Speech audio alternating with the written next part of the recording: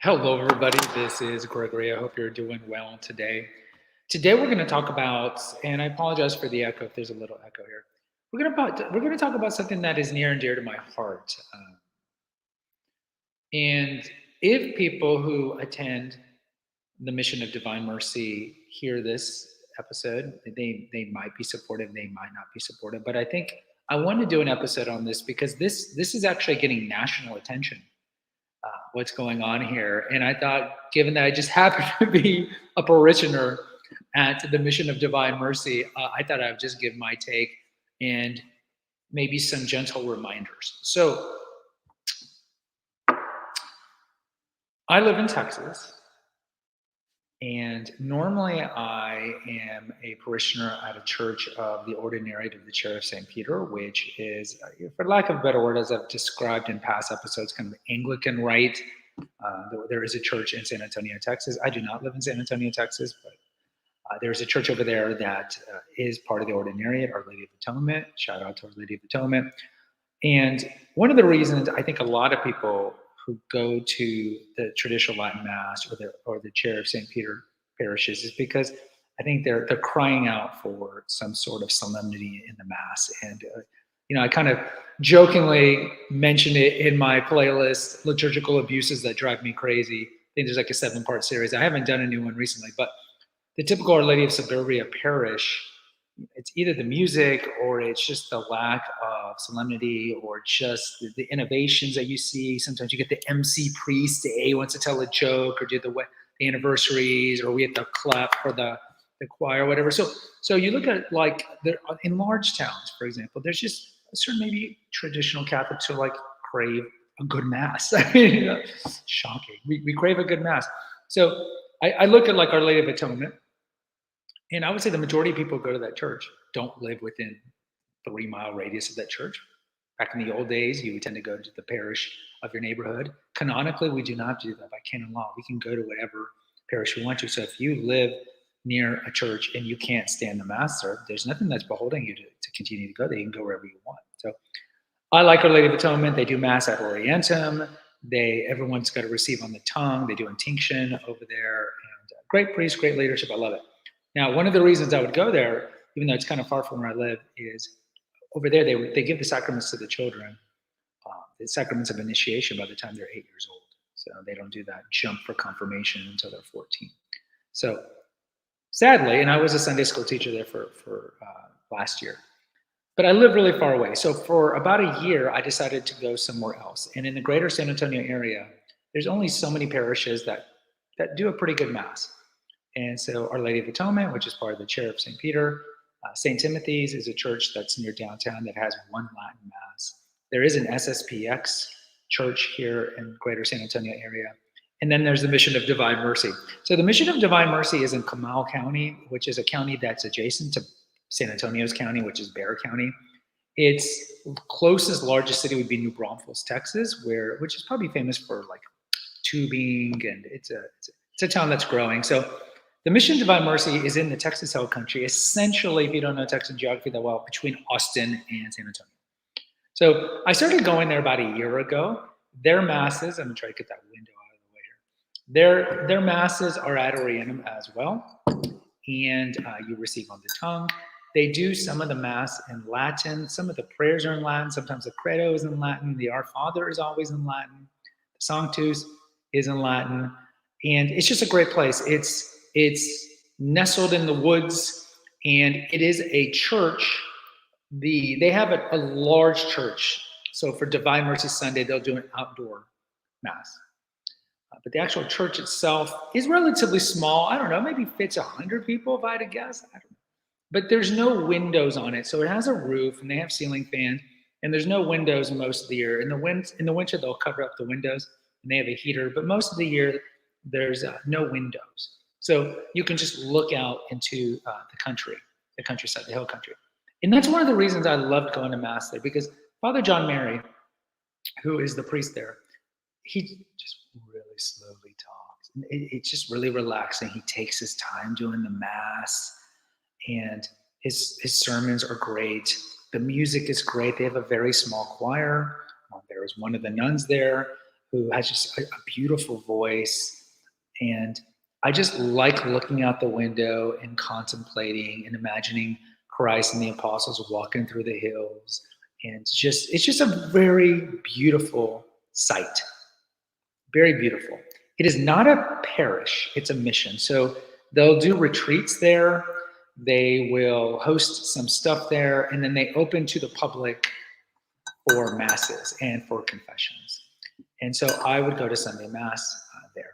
It is made up of Father John Mary, who's the priest, and then they have a couple of sisters and some support staff there. So that's what it is. So it is not a parish. The closest parish would be Saints Peter and Paul, which is over in New Braunfels. And there's a couple other Catholic parishes in New Braunfels.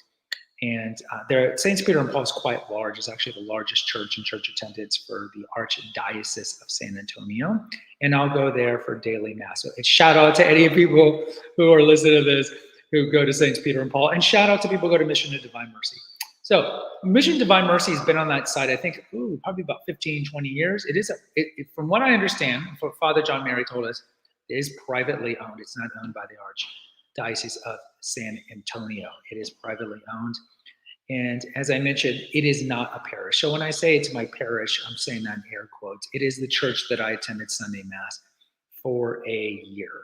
Now, I got some comments here. I'm so old, I need my glasses. Let me put these up here. Thank you, Gregory, for talking about the mission. I think it's very helpful to have someone just give some details on it. Yeah, because thank you. And whoever S is, I appreciate you giving me any corrections on any mistakes that I do here on stuff that I'm mentioning. I do appreciate that at all. Clearly, this is a local person. So, my take on Mission of Divine Mercy. One of the reasons, probably the main reason I started going there is because I like either TLM or I like a really good Mass that is contemplative, quiet. And the people who go to MDM, God bless them. You can tell they're good traditional Catholics. It's a lovely Mass. And I think similar to Our Lady of Atonement, that's on the other side of the greater San Antonio area. Mission Divine Mercy is on the more northeast side. And I think, and I can't speak for everybody who goes there for certainly, but I would say that some people go there for the Mass, right? They're just traditionalists who don't want the pop music, the folk music from the 1970s, the 27 extraordinary ministers of communion, people dressed like they're, street walkers, hookers, and just people who don't dress well, people who leave Mass early. I think people they want a sanctuary, right? And so I think some people go to Mass there. Now, what's happened of late? So you might have heard in the national news, and if not, I guess I'll give my great reporting of it and I'll read some of the quotes. Father John Mary has a charism, or I should say the Mission of Divine Mercy has a charism, and it's obviously Divine Mercy. So they have a great attachment to Divine Mercy, to Saint Faustina, and so forth. And this is a very small mission. They own a lot of land, but it's a very small mission. Again, it's only a couple of ordained people, and they offer these retreats. And recently, Father John Mary had mentioned that he was going to give some announcements to us. First, he mentioned in Mass that he was going to meet with the Archbishop of San Antonio, who is Gustavo Siller, Archbishop Siller. And we didn't know, like, he had maybe made some intimations in Mass. Like, we kind of knew, like, his public message. And look, there's an inner circle at Mission of Divine Mercy for sure. And I will not say that I am part of this inner circle in any way, shape, or form. I want to be very clear with that. But he had mentioned how he feels that the church is in some dire times. And I agree, this is not a great time. I've talked about in a couple of episodes that this is probably the second worst time in church history behind the persecutions. But in some ways, this is the worst time because at least with the persecutions, I mean, they didn't know that we would eventually have Christendom. But this is even worse because people know Christ and they're intentionally turning their back on him, and we're entering a pretty aggressively, vehemently anti-Christian world. Right now, I think it's more of a soft persecution that eventually is going to go to a hard persecution. So he intimated that, but he mentioned that he was going to have a meeting with the Archbishop and that we would have a general meeting afterwards. So he met with the Archbishop, And then he had a meeting after Mass, and I was there, and other people were there. Clearly, a lot of the parishioners who attend Mass there, go to confession there. And he admitted, and I'm sure he admitted to privately to other people before, but that the sister there, one of the sisters there, was receiving interlocutions or messages from God. And that he too had started to receive some interlocutions as well. And that the sister had been receiving them for quite some time. And that the meeting with the Archbishop was essentially a meeting that they wanted to bring in, and it was the Archbishop with the two other bishops of San Antonio to kind of discuss things, ask questions, and whatnot. And from what I can extrapolate from that meeting, and I was there, and look, again, post in the comments if you were there and didn't get what I got out of it, was that the Archbishop was not really responsive to these private revelations that the sister, we'll just say the Mission of Divine Mercy, was receiving. And that Father John Mary had mentioned that God had a message for Archbishop Siller, which I'm sure he probably wasn't too keen on hearing. But Archbishop Siller, per this meeting, said, please don't release these messages. Now, the Archbishop's side of this was that Father John Mary said that he would not. I don't know if this is true or not. What I know is that at that point, Father John Mary started to release these messages from God on the Mission of Divine Mercy website, which you can go to. I'll put the link here if you like, but you can just Google Mission of Divine Mercy. You know what? I'll do yourself a favor here and put this in here. This is one of the messages if you want to read, because I'm going to glean from this one. And so there's been 3 messages that have been sent out. And he has been disobeying the Archbishop because the Archbishop told him, don't release these messages until they're properly vetted. Father John Mary did not listen to that for good or for bad reasons. He did not listen to that. And he's released 3 messages and 1 video on obedience, whether or not it's okay to be obedient sometimes, disobedient sometimes for the right reasons. Now, we're not going to go through all of these things. I will tell you that since these messages have been received and promulgated out by Father John Mary on the Mission of Divine Mercy website, these videos are also on their Facebook page, LifeSite News. If you're familiar with LifeSite News, they've come and interviewed Father John Mary. I listened to the interview, and I was trying to find it again today, and I couldn't find it. But he has been interviewed by the gentleman of there, John Weston. I don't really keep up with that website. No offense to that website. I'm sure they do good work. But he was interviewed there, and other YouTube content creators have been reporting on this. And so I thought it'd be good just to do a kind of like my take on this, and maybe some kind reminders. So, do I think these visions are from God? I have no idea. There's no way to know. There's no way to know. There's no way to know. Am I happy that Father John Mary went against the Archbishop? Now, this really goes to where your allegiances are. Because if you feel that the church is in mass apostasy, which a lot of, I wouldn't say all of them, I would say a lot of the traditional Catholics do, and certainly the Sedevicanists or the Benedictinists would say that it is, you're really not going to listen, and you don't care what Francis says or what his henchmen like Archbishop Siller would say. I will say that, well, you know what? Let's read really quickly some of the messages. So if you go to the link I just put in, this is from the vision number 2. And I'm not going to read everything God says, but there is a part that I think is important for me to read. And I can't post in the comments here. And, you know, most of the I would say that the large majority of the actual messages, I think most Catholics would be supportive of. I think there's nothing here that I have really noticed that is contrary to the deposit of faith. A lot of it is just kind of warnings and chastisements about the future. A lot of private revelations, I should say that, or similar to that, even something like Our Lady of Fatima. But here's the part. If you go about midway through the speech, he says, this is God via the interlocution, via the sister, and then Father John Mary is stating this. This is God. Quote, you have not only let the smoke of Satan infiltrate into my sanctuary, but you have allowed a whole army of demons to take your place. Now, Pope Paul VI mentioned about the smoke of Satan entering the sanctuary. We're not going to go all Malach on Martin in his great novels, Vatican and Windswept House.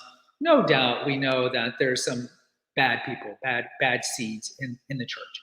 And Christ predicted this. I mean, for every Judas, you get Peter.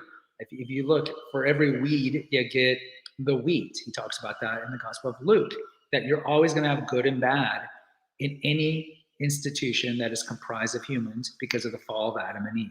So no one can deny that there are bad seeds in the church, just like there's bad seeds in every institution.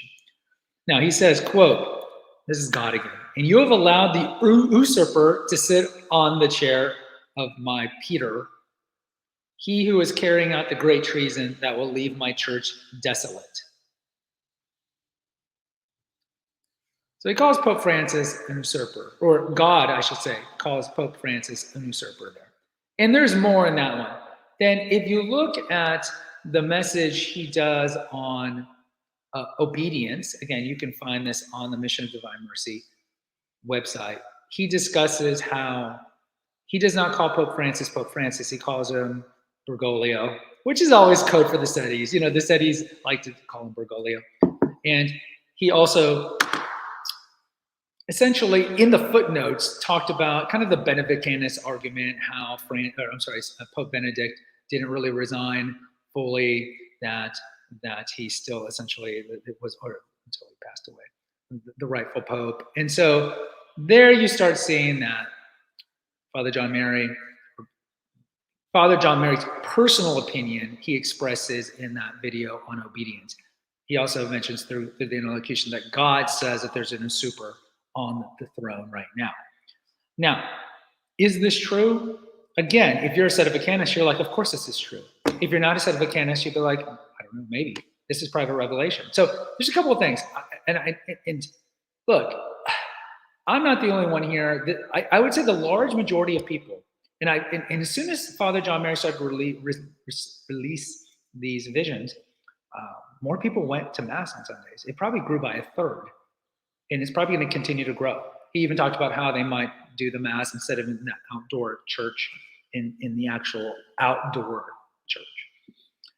More people are going with the mission, with the visions revealed. And once he released that message last week, not only talking about how there's an usurper on the throne, but more importantly, his private editorial, I wouldn't say private because he published it, his editorial about Bergoglio and so forth, it's a much more open kind of sedevacanist view. So you would expect the Archbishop to respond, right? If you have a priest in your archdiocese under your nominal purview saying stuff like this, you're going to expect a response from the Archbishop. He has to respond. So the Archbishop responds a couple of days ago, and I'll read from him. I will put this in the link as well. You can also find this in the Archdiocese of San Antonio website, because it's boom right on the front page of the Archdiocese of San Antonio's website.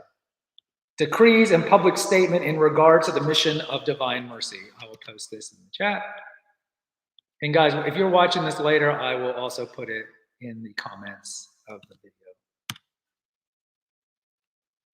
Okay, you think attendance double. Thank you.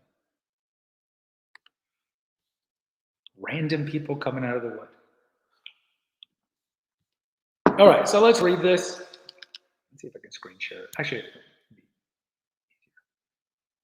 to screen share.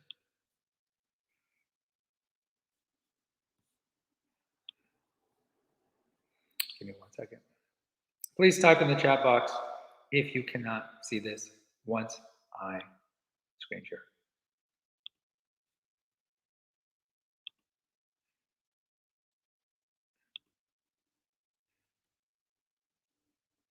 Okay. Do you see that right now?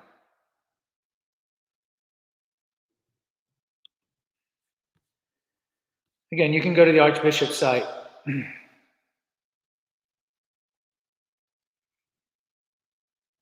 I'm not going to read this entire thing, but it's right here, the important part here.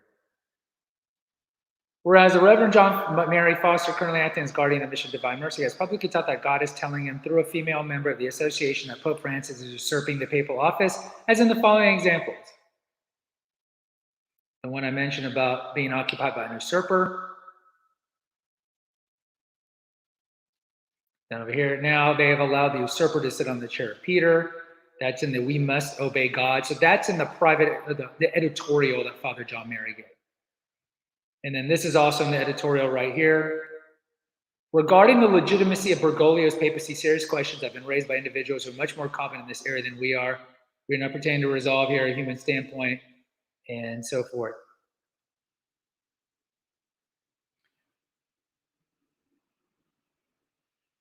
Regarding the Archbishop, Father John Mary says, when superiors are actively committing or commanding grave evil, one is not obliged to obey them. We don't believe our Archbishop intends to do evil. We believe he is good-hearted, but he is enthusiastically following Bergoglio, whom we do believe is trying to subvert the church. That's not God saying that, that's Father John Mary saying that. To those who suggest we're leaving the church or being schismatic, we can only reply with an emphatic no. We are defending Christ's church and her deposit of faith. We love and defend the papacy, which is why Bergoglio's usurpation is so painful. It is those who willfully sow confusion and disorder and subvert the deposit of faith that have worse than leaving the church, betray the church. So again, this is going to be the Archbishop. He's just quoting some of Father John Mary's or the visions of God, or I should say the interlocutions of God. So this is where the Archbishop speaks here. As activities of Reverend Foster and the Mission of Divine Mercy have led to confusion and division, have caused grave scandal to the faithful, which is reported to me both from within and without the Archdiocese.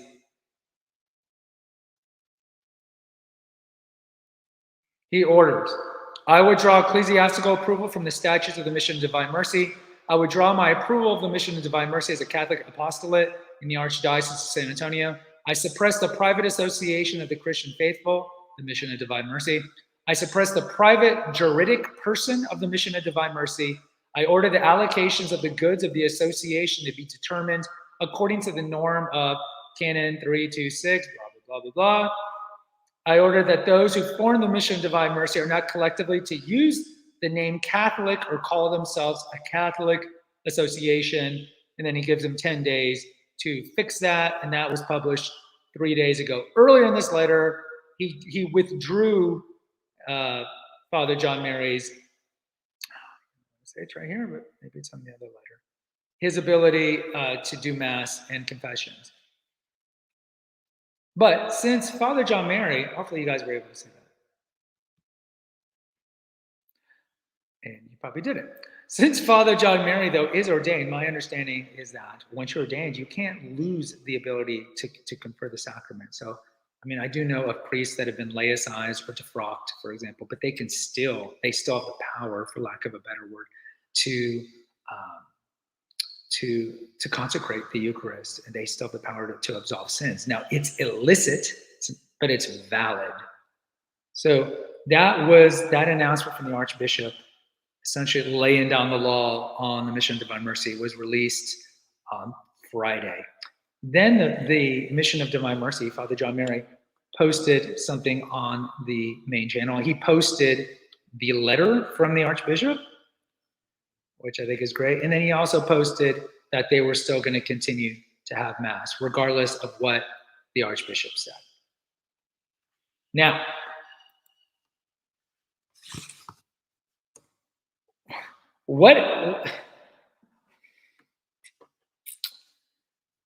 here's my feeling on this, and we need to remember this. Now, let me tell you, the majority of people that I've spoken to that are affiliated with Mission Divine Mercy are very supportive of Father John Mary's visions, messages, or the interlocutions from this sister. They're very supportive of it. A lot of the Facebook groups that are associated with the Mission of Divine Mercy are very supportive of this at all. And I think there just needs to be a couple of reminders. Private revelation is never trumping public revelation, ever. And I think this needs to be reminded several times.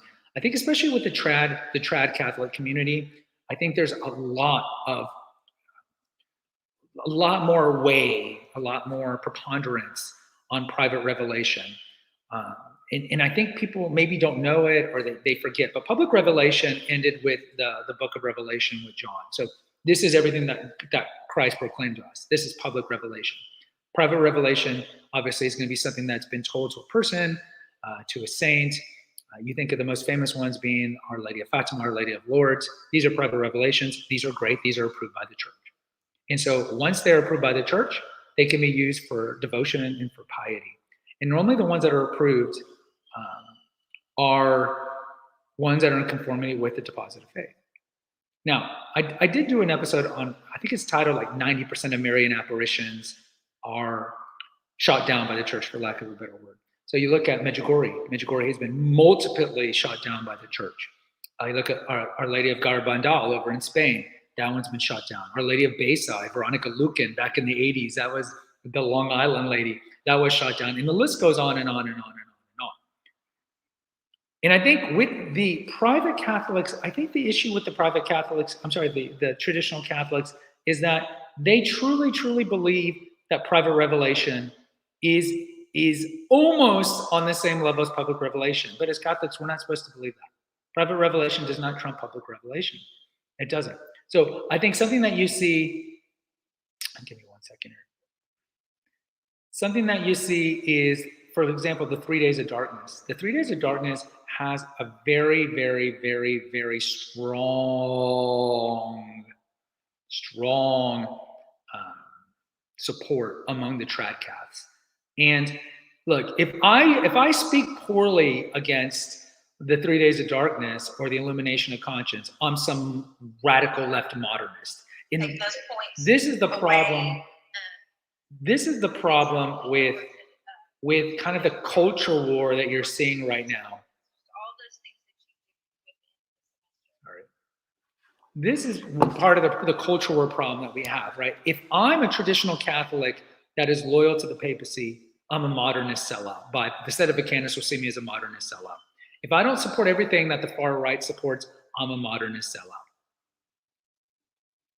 But the left would call me a fascistic mad rad trad.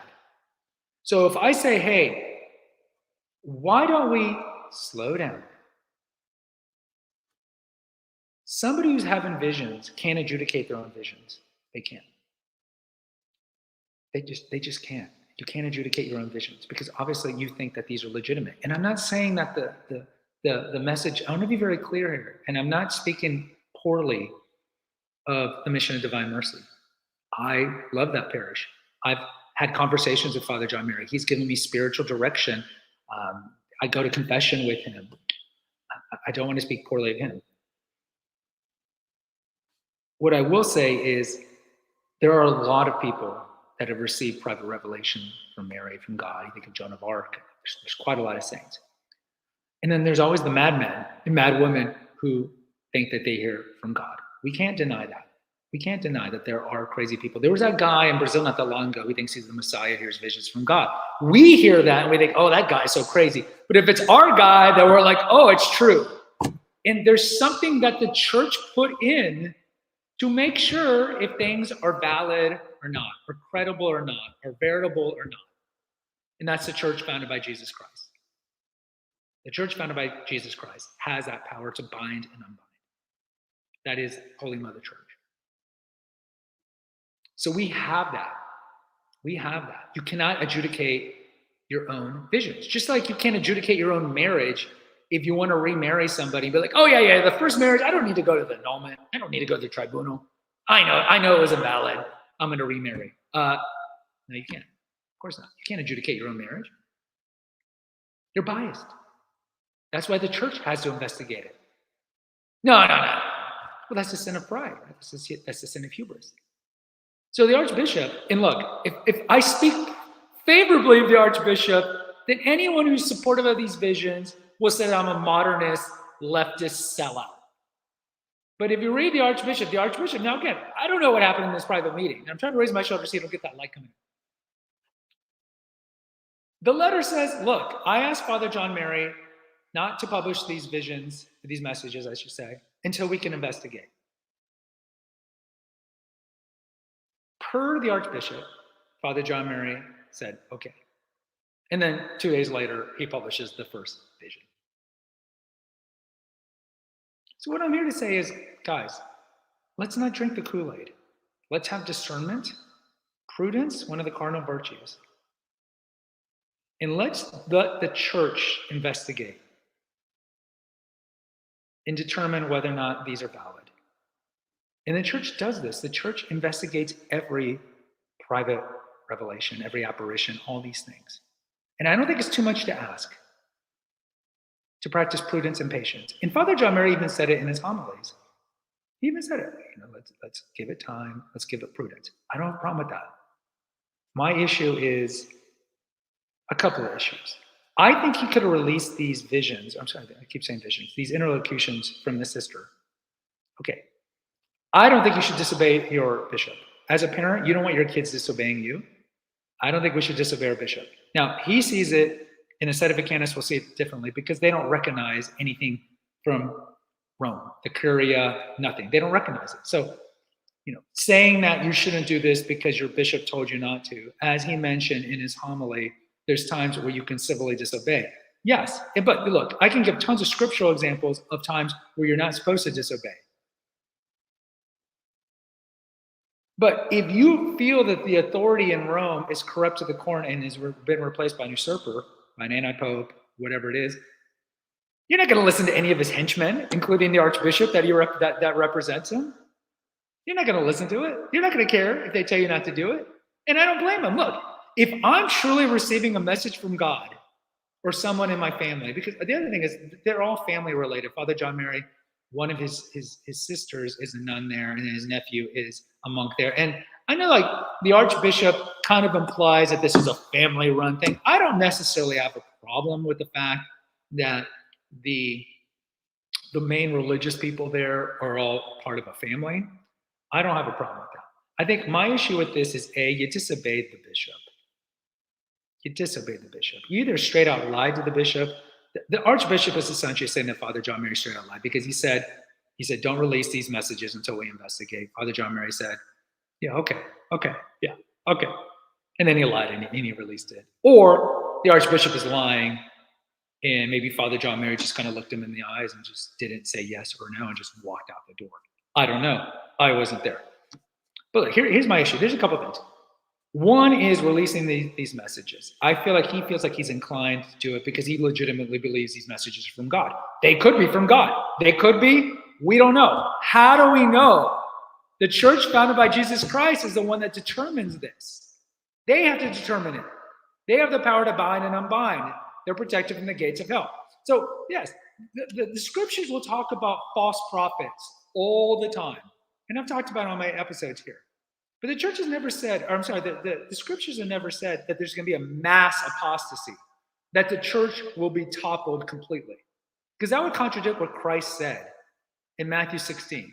And at the end of Matthew 2, he says he'll be with us till the end of time. So yes, the church is going to go through tribulation. Absolutely. You could argue the church is in tribulation right now. Absolutely. Absolutely. That being said, you can't adjudicate your own visions. There needs to be an authority to do so. So that's my one issue. Number two is, look, he could have released these visions, these conversations that God had with the sister and not editorialize it. So he's released 3 visions on the website, and the other one was kind of his editorial. That's where I think Father John Mary made his mistake, because you could be like, look, God is telling me to release these messages. All right, I'm going to release them. Don't editorialize. In my opinion, and if I ever saw him in person, I would tell him, I go, look, I think it was not prudential to editorialize. And he editorialized. And in the one that he editorialized, that's where he talked about Bergoglio, blah, blah, blah, blah, blah. Because then you're showing your hand. See, it's one thing you could say, look, I just got to release these visions. Hey, God's telling me to release it, and I think it's authentic. I think he's earnest that he needs to release these visions. But then when you editorialize and essentially show yourself as a sedevacanist, which he denies that he is, but when you are going against and saying that the person on the throne of Peter is not the Pope, you're essentially a sedevacanist, because what are you essentially saying? See, even the SSPX, And I'll be open. I've gone to the SSPX church in San Antonio. I've gone there quite a bit. The SSPX recognized Francis as the Pope. The SSPX have an excellent podcast. Shout out to their podcast and YouTube channel. 95% of that content is solidly Catholic.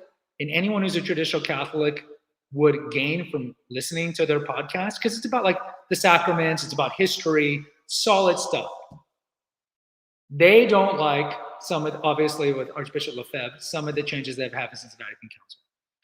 And they're in a regular communion right now. But they recognize Francis as a pope. Father John Mary and the Mission of Divine Mercy openly show that they don't recognize Pope Francis as the Pope. So now, what has happened? The Archbishop tells them, I'm removing you of your ability to do these things. In my humble opinion, and this was released Friday, I would have gone to the Mission of Divine Mercy website and say, we're not having Mass until I get involved with my canon lawyer, which he has in the past, until this is figured out. But what does he do? He says, we're going to continue to have Mass. And to me, again, that's like flaunting.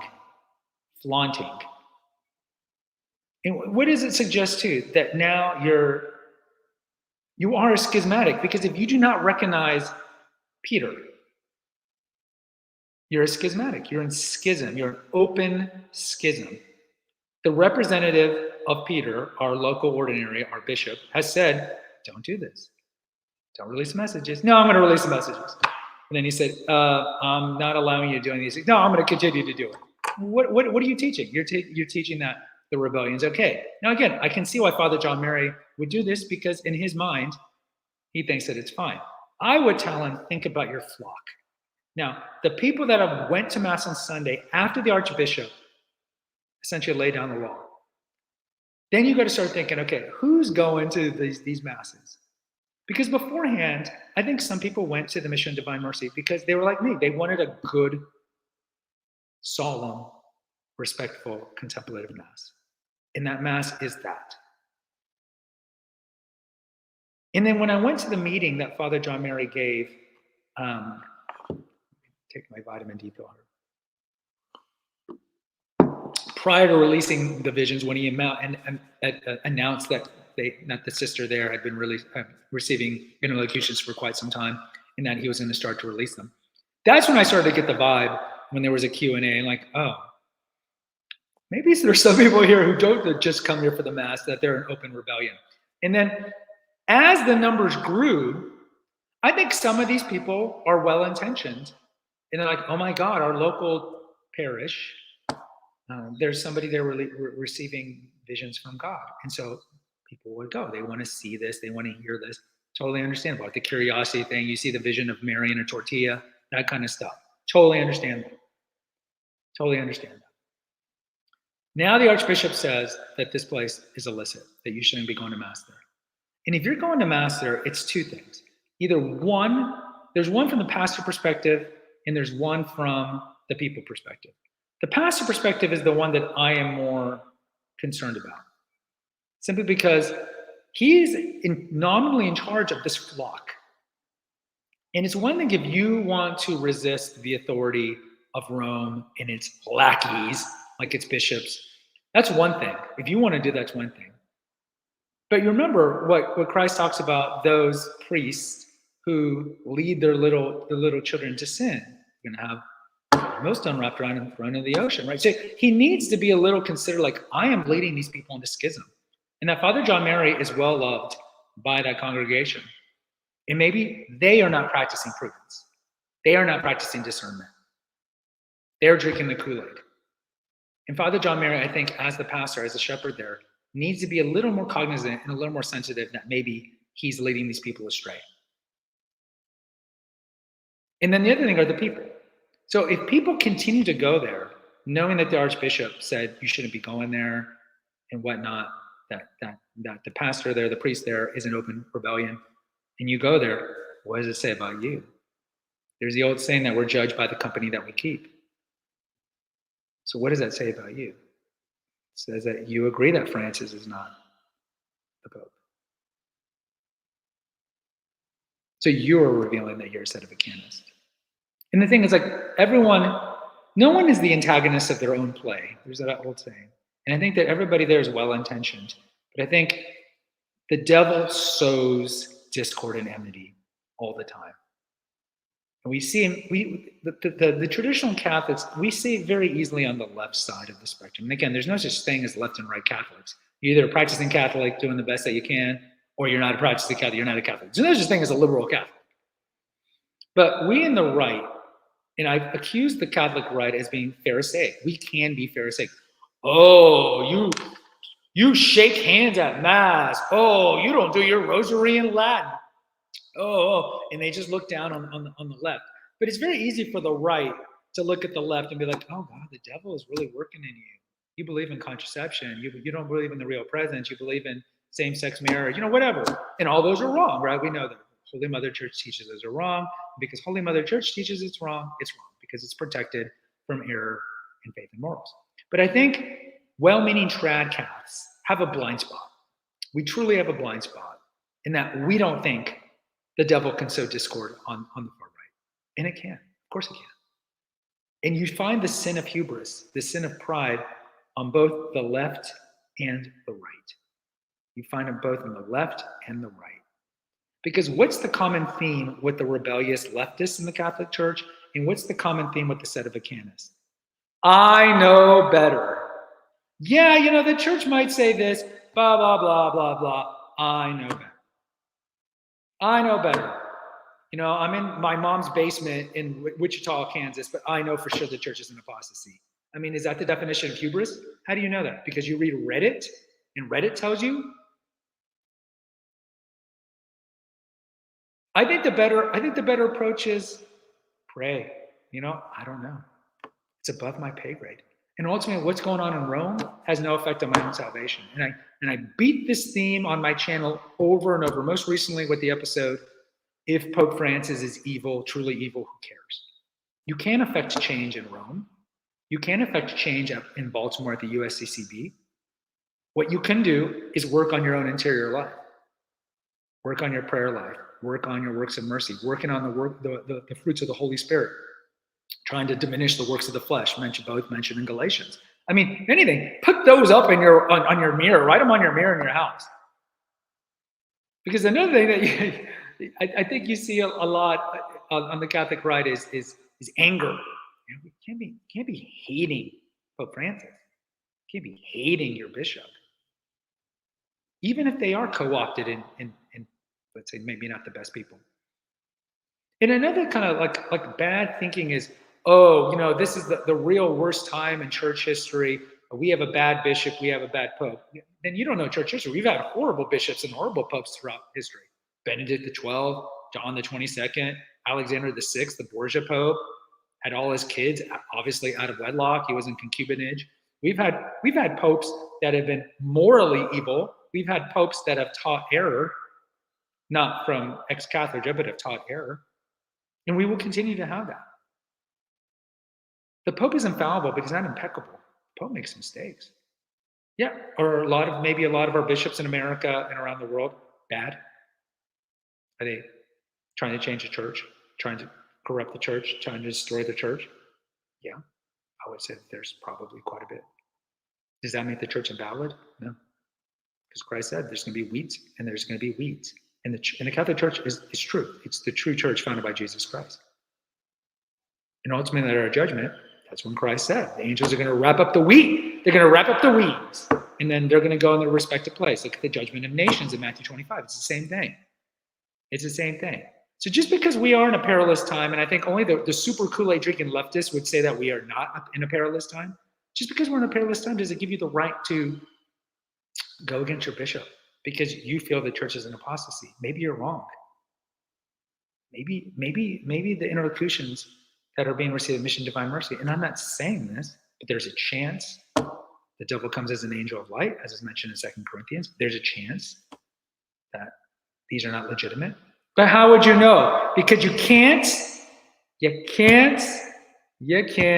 adjudicate your own visions. That's why the church is there. Now, the Sedevacanists will say, how can you expect the church to adjudicate these visions like they did for Fatima? They did it for Lourdes 170 years ago. if the church is in apostasy? Okay, valid question.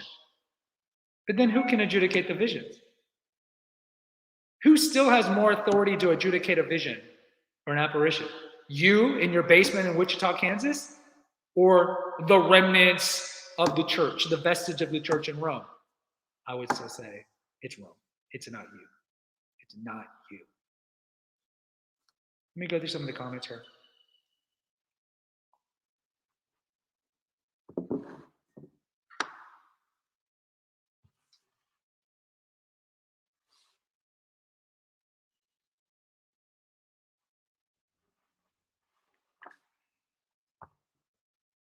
Taking my vitamin C. Please post in the comments. Oh, we actually got people showing up today. Yeah, I appreciate it. Look, I mean, there's been other people, and I don't watch the apocalyptic Catholic stuff. You know, I'm not going to name names. I cannot stand private Catholic YouTubers who push the apocalyptic Catholic stuff. It's so clickbaity, and all it does is lead people to anger and anxiety. But I don't push that. My views are going to be lower. If every day I'm pushing the mass apostasy, Archbishop Vigano responds this way, Biden and this, my views will go up. But I don't think that's ethical.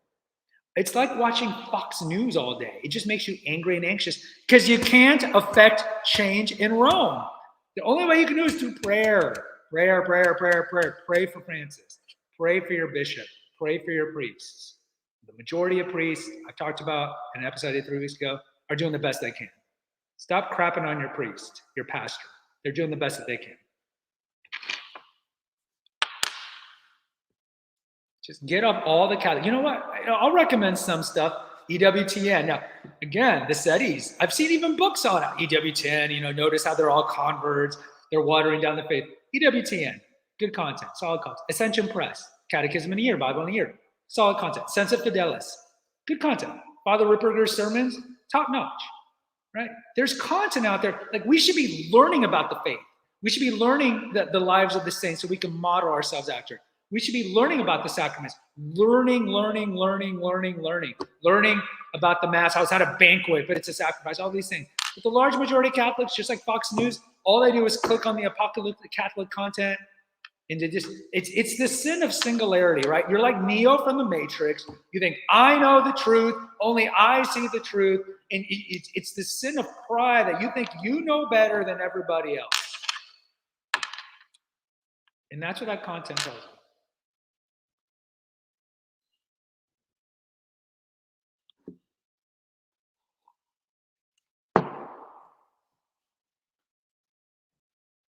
As a new Catholic, it's all tough to deal with. Pope Francis seems to do things which, no doubt. Look, again, if I'm in this live show, I'm sure, oh, he loves Pope Francis. I'm not a big fan. I think, and I have episodes here on that.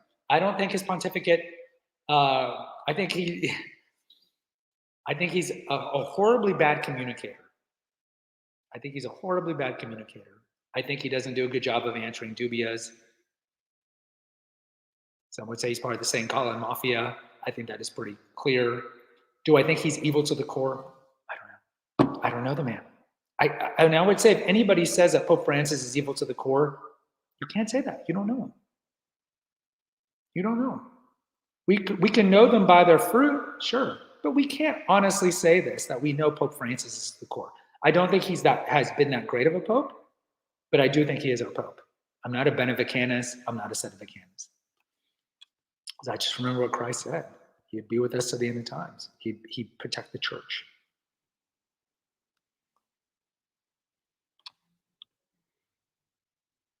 Yeah, I mentioned that they're not a parish. I mentioned that. They're a mission, but they allow people to go to Mass there. There is a community there, so you can call it a parish. They don't offer Sunday school. They don't offer anything like that.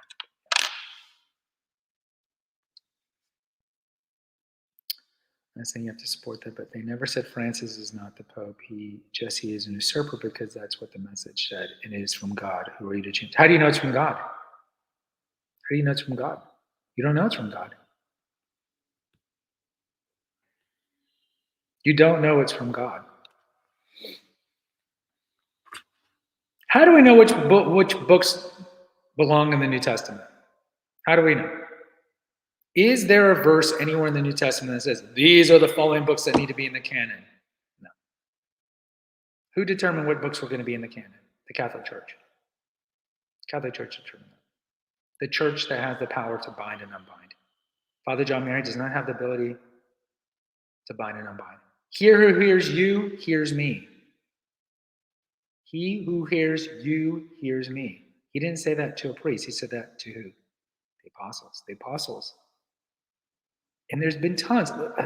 How many of the heresies that we've had in Holy Mother Church were from priests? And again, I'm not saying Father John Mary is a heretic. But you look at Arius, you look at Pelagius, you look at Martin Luther. So many of the heresies that were so predominant were priests. They were priests.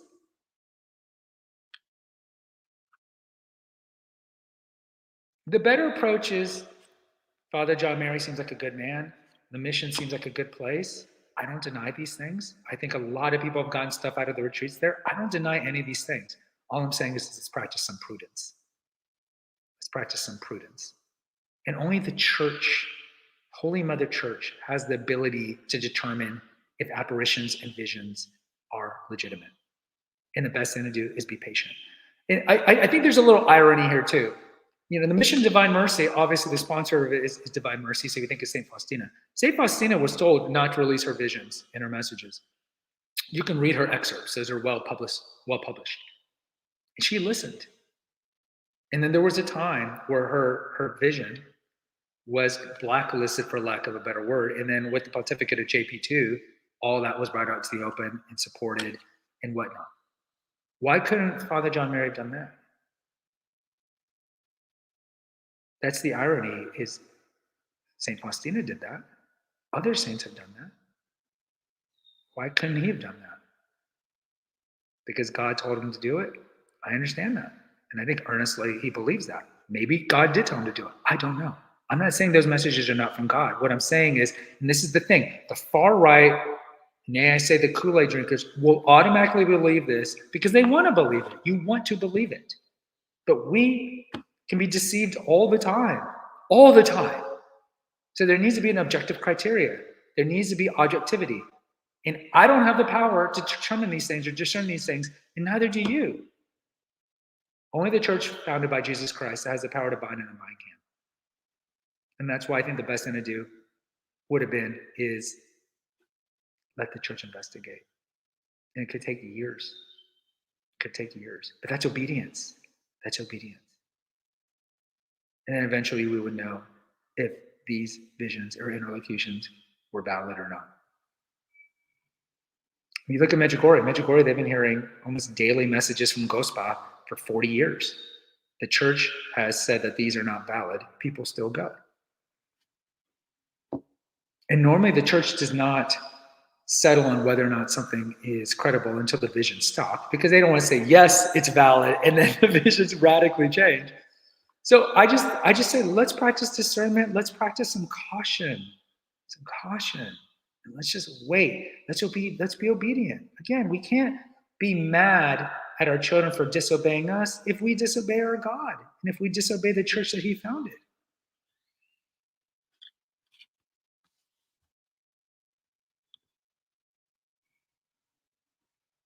Well, Paul, I mean, look, do they have invincible ignorance? This is something we've talked about. I think, does the Sherpa in Nepal circa 1842 have invincible ignorance? Yeah, I think Aquinas would say he has it.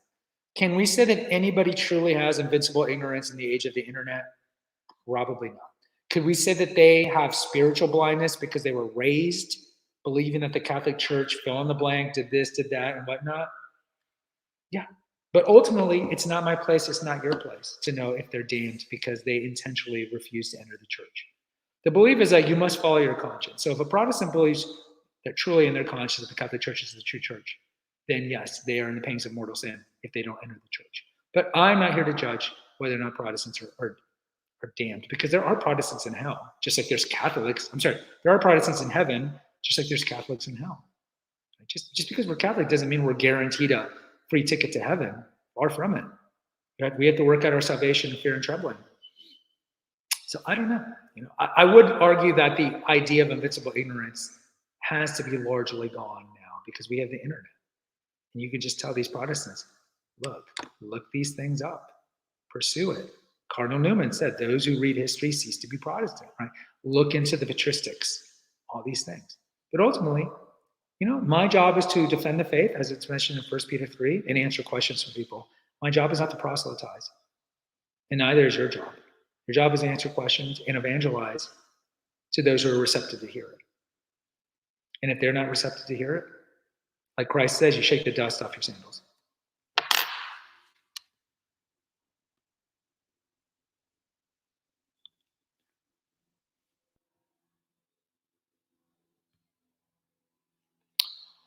I appreciate the stream, but I don't think this characterization is accurate. We must fast and pray for Pope Francis and Bishop Gustavo. The message doesn't claim the papacy is vacant.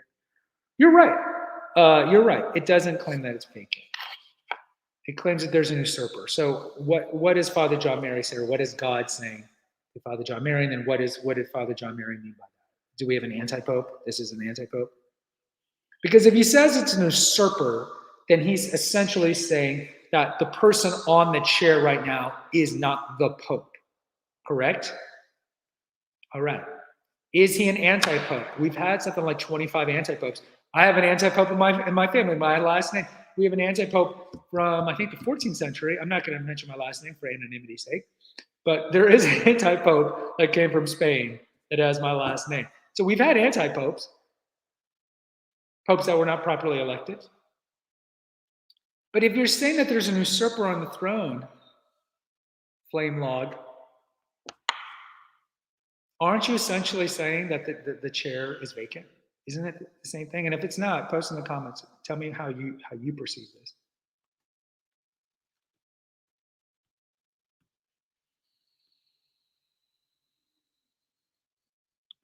Yeah. Do it. Oh, you're sweet. Got to pray for each other. The prayers of a righteous man avail much. That's why when you're in a state of grace, your prayers are even more efficacious. This is why the prayers of the saints, intercession of the saints is the most efficacious, and intercession of the Virgin Mary is the most efficacious because they don't have sin.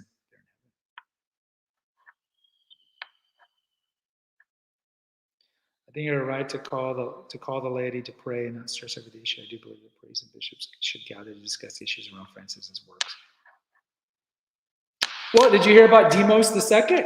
Demos II, the anonymous letter that was written by a cardinal to the upcoming conclave, and it's relatively critical of Francis's pontificate. We don't know who wrote it. That is a nom de plume. The original Demos letter was, I think it was not Archbishop Burke.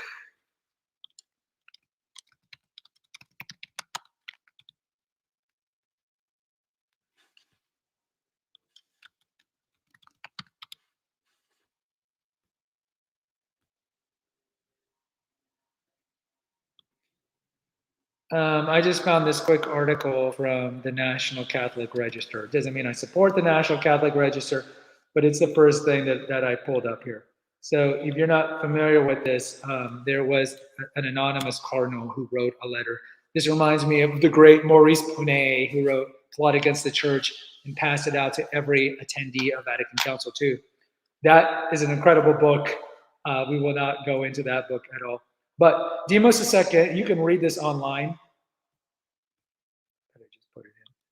Is an anonymous cardinal who wrote a letter to the church, in particular to the conclave, the upcoming conclave. Francis is going to die probably within the next 5 years for sure. Kind of giving a vision of what he wants. Now, the first Demos was he was the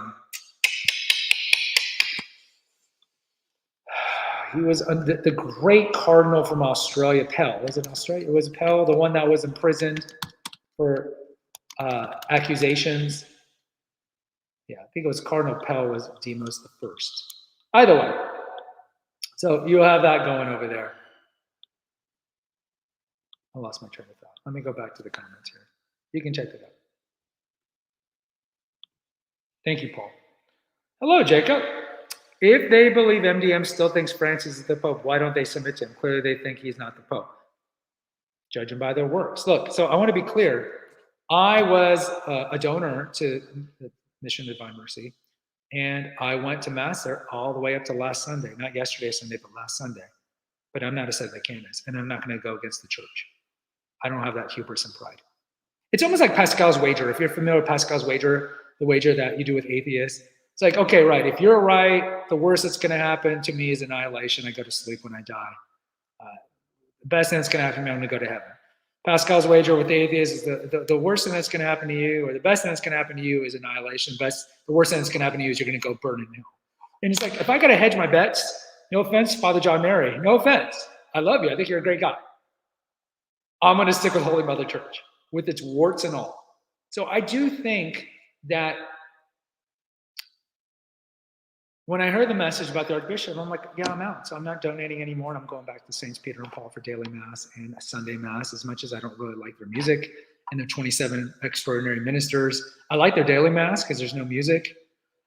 And I'll probably go back to Our Lady of Atonement in the fall because my soon-to-be 8-year-old will be doing her classes there, and I want to knock out all her sacraments over there, and I love that Mass. It's just like an hour-and-a-half drive for me. But I agree. I mean, look, you're judged, Jacob, by your actions. So if you continue to go to Mass there, you're essentially saying that you agree with Father John Mary. And I think that's perilous because he openly stated that there is an usurper on the throne of Peter. And you would only continue to go if you support that. Or maybe you're going to continue to go there because you're like, yeah, I don't really care what the priest says. I just like the Mass here. There could be people who are like that. I don't know. I don't know. I know that the vibe that I've got in Facebook groups that are connected to MDM is that they're like, you go, Father John Mary, you know, show these visions, a miracle will be coming soon. Maybe. That'd be great. Right? That'd be great. But I'm just not jiving with the disobedience. I'm just not jiving with the disobedience. And I think the better thing is, you know, if you want to disobey and actually publish these visions, fine, but don't editorialize it. You didn't need to editorialize it because, see, the thing is, if you would have just published the visions and say, hey, this isn't me saying it, this is God, yeah, then his hands are relatively clean. And then you're not necessarily supporting this. But then when you editorialize and say these things, what do you expect the Archbishop to do? And I'm not a big apologist for Siller, Archbishop Siller. I think he allows a lot of liberal priest shenanigans in our archdiocese. But again, what do you expect him to do? Of course he's going to lay down the law. He has to. He has an open sedevacanist or an open disobedient priest. What do you expect him to do? You would do the same thing, I'm sure, if you were in that situation. Remember, Archbishop Siller is essentially an employee of the Catholic Church. You can't be like, you know what? High five. I'm going to publish this on the Archdiocese website. You believe Francis, or I'm sorry, you don't call him Francis, he's Bergoglio, is a usurper? You know what? I'm going to publish that on the Archbishop's website, Archdiocese website. You can't do that. Of course you can't do that.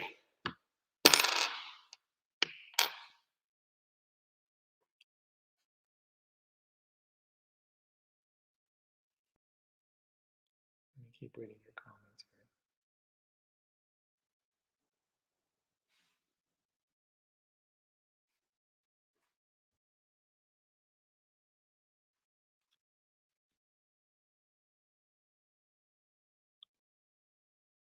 Oh, hello, Dina.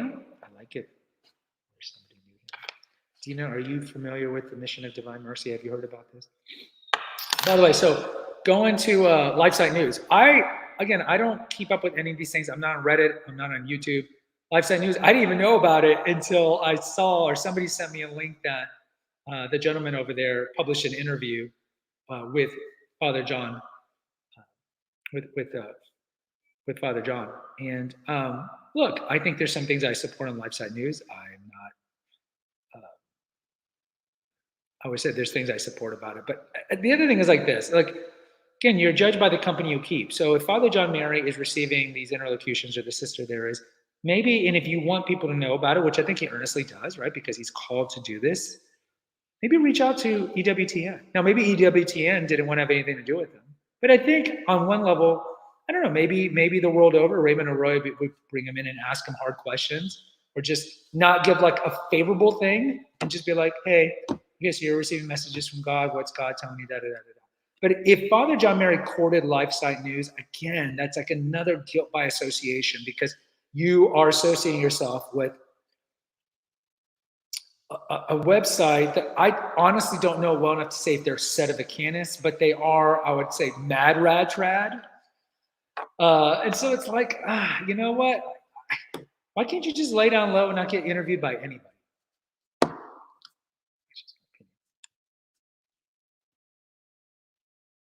Okay. That's all I got to say, unless someone else wants to post something in the comments. I love it when people come to these. It's not one of your favorites. That's good to know. So we will keep up with this. We will see what happens. I think that, I mean, part of me wants to continue to go to Mass over there just to see if it grows, just to see what, you can listen to the sermons if you go to Mission Divine Mercy. I'll put the link for the website here. If you go to Mission of Divine Mercy website, you can listen to the homilies if you want to do that. And it'll be just interesting to see where this plays out. I just wish Father John Mary would just had maybe some semblance. I wouldn't say some semblance, but just maybe some humility. Just be like, I don't know what's going on. And like I mentioned, he said at the beginning, time, prudence, discernment. But it doesn't seem like he himself is listening to his own advice of that. He doesn't seem to be. And I just think that he, in charity, he's making some mistakes.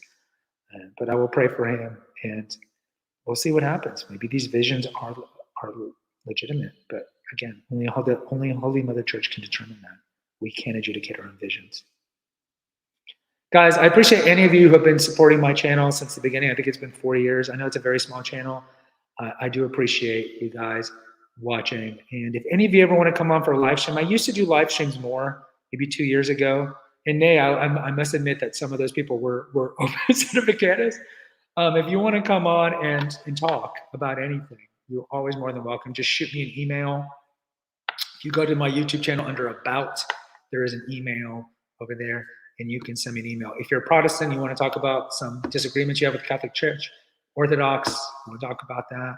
I'm not a big person. Like, if you post gigantic comments, I don't retort. To me, that is like the Reddit thing where I'm writing tons of paragraphs back. You're writing tons. It's just, no, just come on for 30 minutes and let's just discuss, and that's it. To me, I'm way too, like, I don't know, anal retentive to be. That's just way too much wasting of time. Let's just come on and chat. But if any of you want to come on and chat, you let me know. But I appreciate you guys coming on. God bless.